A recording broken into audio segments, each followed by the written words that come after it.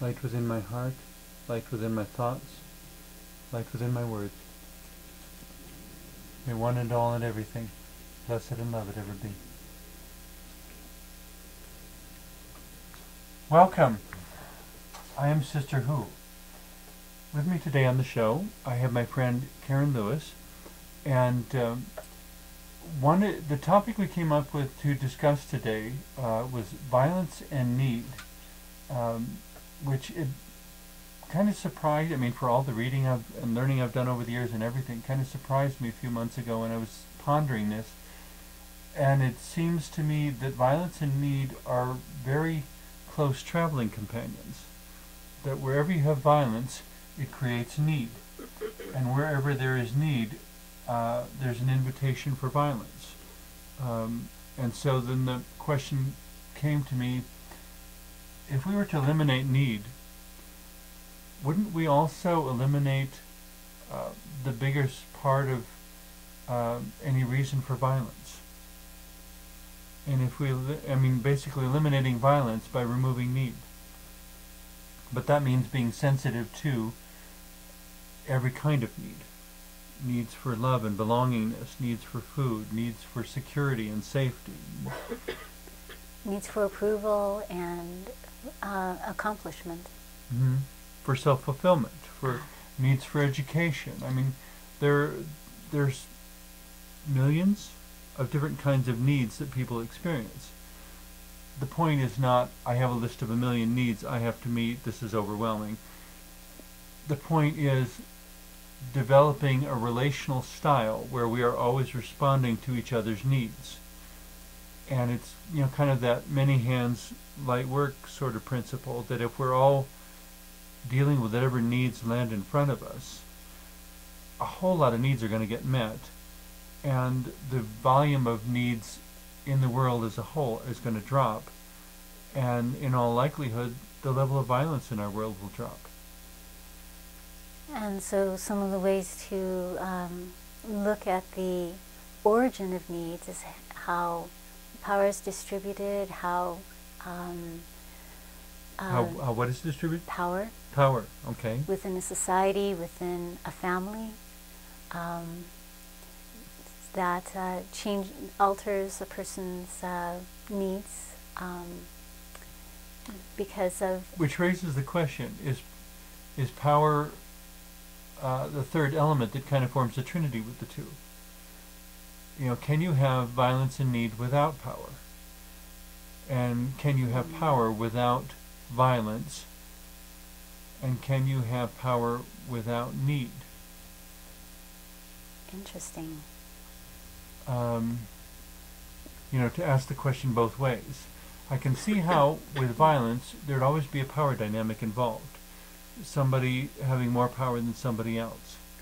But I can't see there being power without violence, because there are people who in their lives were extremely powerful, not necessarily because they sought it out, but because the people gave those people power because of the way that they did solve their needs, that they did inspire them.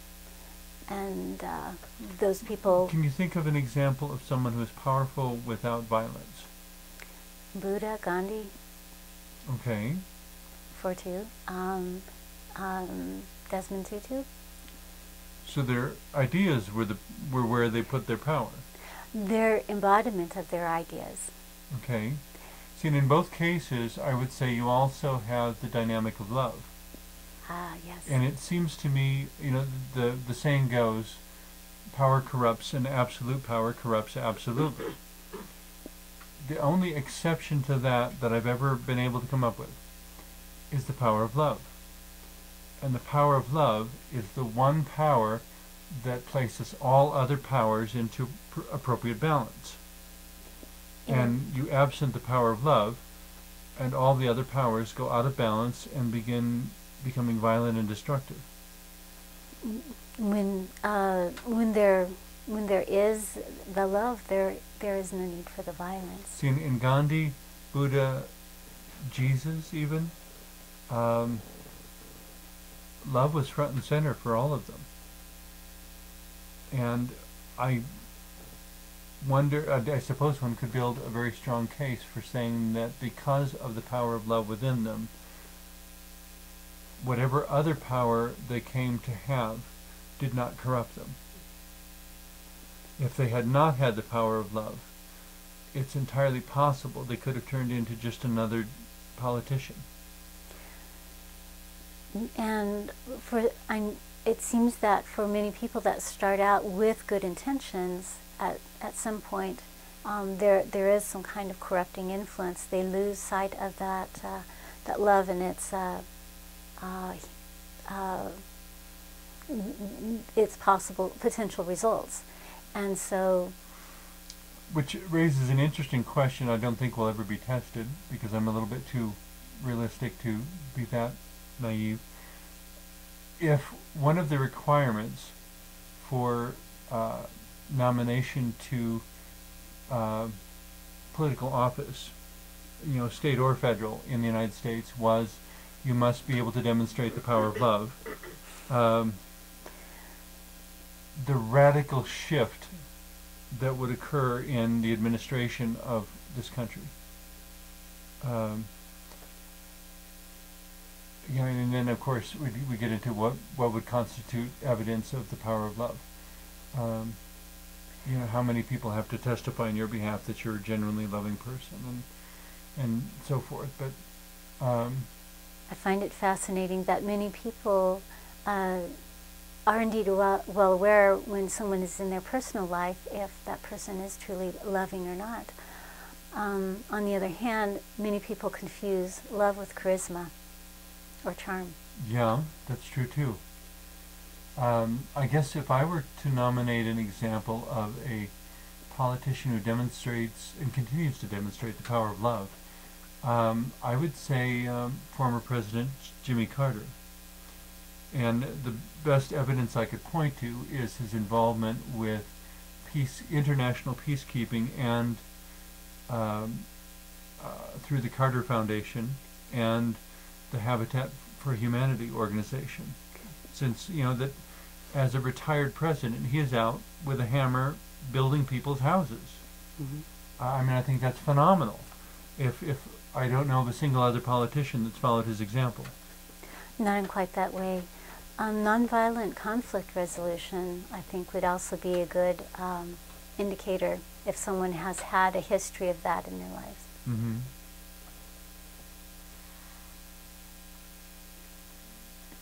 An indicator of them having the power of love. Yes. Okay. And being able to actually manifest that in but getting back to our original triangle, the possibility, which I hadn't considered before you brought it up just now, that violence, need, and power form a three-sided shape, and that it's very difficult to have one without the other two. To be in need means, I suppose, an absence of power? That there is some kind of vacuum there, certainly. Some kind of vacuum. Vacuum, okay. Yes, where there is in this case a need to be filled, mm-hmm. and a need that's not being filled. Mm-hmm. And yes. As much as people want to say, everyone matters, everyone. It's a popular sort of inclusive, inspiring statement, but in general, American society is not conducted in a way that affirms that everyone matters. We want to say everyone matters, and yet we have, example comes to mind. At one point in the past, I had a temp office job where I was working with a county social services department. And after watching what went on there for a week or two, I said, what people coming into this office need to understand is that it is not the job of this office to meet their need. The job of this office is to implement a particular set of state and federal programs, each of which has a list of qualifications. If you meet the qualifications, you get the benefits. If you don't meet the list of qualifications, you don't. Essentially, it came down to whether or not each person coming through the door had the right pieces of paper. It was not about their need. It was about implementing a program that was idealistically intended to meet needs, but it's a fine distinction, but a very important distinction to remember that the program is not there to meet every need that comes through the door. Well, it is but that is where it's coming from, an established power. I think the vacuum that I was thinking of was more along the line of when there's a need, the need can either be filled from without or from within. If people know how to, are able to find resources not far from them that are, as you might say, individual resources, then they can learn to fulfill those needs themselves instead of having it need being filled by a government or another established power that comes in. And which is also the question to, have you created a system by which needs can be legitimately met? You know, if there is no, I mean, the stereotype, I suppose, is the person who eats in a restaurant and can't afford to pay the bill, so they wind up washing dishes. I mean, on one hand, it's everything to me is interdependent. I mean, everything, but especially society. And so if you're going to demand that someone have the ability to pay, you have to give them the ability to earn also. And in order for them to earn, I mean, there has to be a need that requires an effort, and then if you want to make it into an economic system, a way of paying the worker so that the worker can take that money and spend it for what they need, and the whole thing runs around. But it's a complete loop. You can't demand more from one part than came into it. I mean, you can't charge people more for their food than you're paying them, or you wind up creating endless debt. And I mean, that was the problem of the infamous company store. Right. Of times past, where the worker would work in the factory, and instead of being paid, they'd be given so much credit at the company store, but they need more food than that to survive, and so they'd wind up creating a bill, which basically meant they couldn't stop working ever until they died, because they were trying to work off the debt at the company store. The company was keeping them alive, but paying them less than a living wage, so that the company was guaranteeing itself a workforce, and the person was just getting further and further in the hole. Well, and you'd have to have a society where there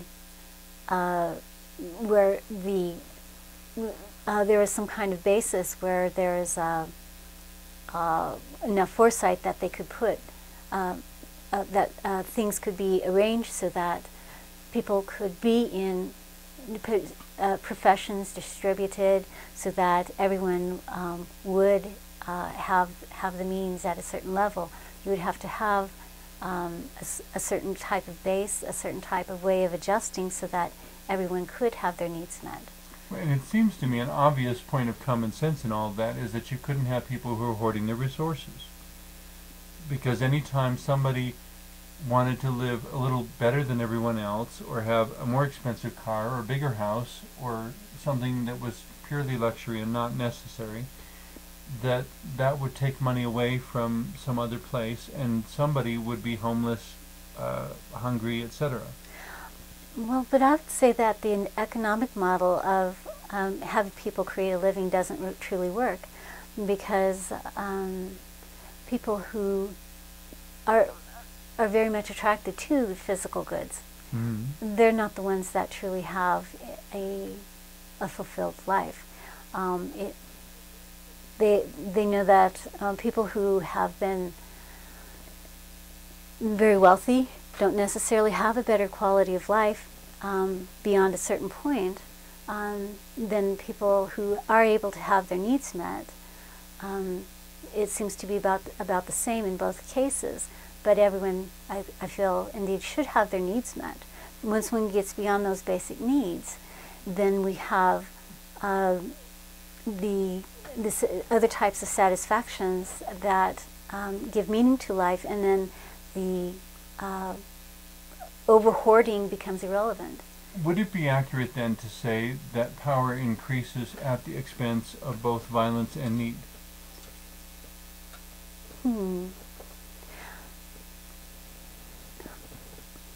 And well, I guess the question becomes: do all three rise together and fall together? Do you reduce need by reducing power and reducing violence? When people are given more leeway within their own lives, to be self-empowered to fulfill their own needs, then there is less compulsion, I would think, for violence. So when the power happens on a personal level rather than imposed I guess from it the depends outside. on how the power goes up. Because there's only certain ways the power can go up that doesn't create more violence and more need. But I'm not sure we're entirely clear yet on how to increase power without increasing need and without increasing violence. I've been saying for years that American prosperity cannot continue to be based upon third world poverty. But I don't know that there's been a whole lot of effort in that direction. Nor do I. Finding a different basis for, if you want to maintain American affluence, fine, but find a different basis than for third world poverty. I do believe that is changing. The new wealth is information. Okay. And so those who have the information, those who are coming up with the information first, are the ones who are gaining the more power and more resources. In this instance, I guess they're becoming more and more equivalent. But it still leaves me with the question, though, of at whose expense is this power increasing? Information is power, understanding is power, I understand that, but in order to take that information, that understanding, and convert it into something you can actually use to meet your needs within society, you're back to saying somebody has to be producing the goods cheaply. No? Well, I guess I'm thinking of something on a different level. Are you wanting to say that power then, in this model, would be inevitably power from without? Would it be inevitably, say, So imposed the power power we're talking about from may be only external power. So that the power that comes from love, from self-control, from self-awareness? What's the wonderful verse in the New Testament? The fruits of the Spirit are love, joy, peace, patience, kindness, goodness, self-control. Against such things there is no law. The question this raises, we have a little time left here to flesh this out a little bit, but the half hour always goes so quickly, is if power is the power of the things on that list, is that power alone the power that does not corrupt, that does not create violence, that does not create need? And does every other power that is not represented by that list, are those the powers of which to beware? And where would... Does that make sense? Did I say that clearly? Kind of a complex statement. The biblical verse says the fruit of the Spirit is love, joy, peace, patience, kindness, goodness, self-control. Yes, there are so many different forms of power and potential power, including the power people have to that are given to them by circumstances or whatnot to fulfill their own needs. But it would seem to me all the powers that I've ever seen abused could not be described by the items on that list. I could agree with that. And so it's not that I'm trying to recommend the Bible above all other text, or I think God speaks to humanity in a myriad of different ways, and there are a lot of different sacred texts. But I appreciate that verse simply because under cross-examination, I find that it's still true. And it is the fact that the verse is true that convinces me, not the fact that it's a biblical verse. Does that make sense? Yes. Some people might say a basis of those things would be to give people self-awareness, or for people to acquire self-awareness, so that. I'm not sure how you could have those qualities without self-awareness. I don't know if these qualities would automatically be a consequence of developing self-awareness, though. So, indeed, there we are. I mean, I would hope they would, but I don't know if they would automatically be a consequence of developing self-awareness. That as you become more self-aware, you also unintentionally develop love, joy, peace, patience, kindness, goodness, self-control. And perhaps one's needs then too would look different. I imagine everything would look different. You mean in terms of looking at your own needs? To empowering people to fulfill their own needs, to having the power and violence and need all in some kind of balance that is not destructive. I think I'm still inclined to think that if the power of which you're speaking can be described by the fruits of the Spirit mentioned in that list, then things are headed in a positive direction. But if the power in question is not describable by that list, if it's power on the basis of greed or tyranny or dominance or conquest or competition, that in those cases it will be back to the triangle of power, need, and violence rising equally. That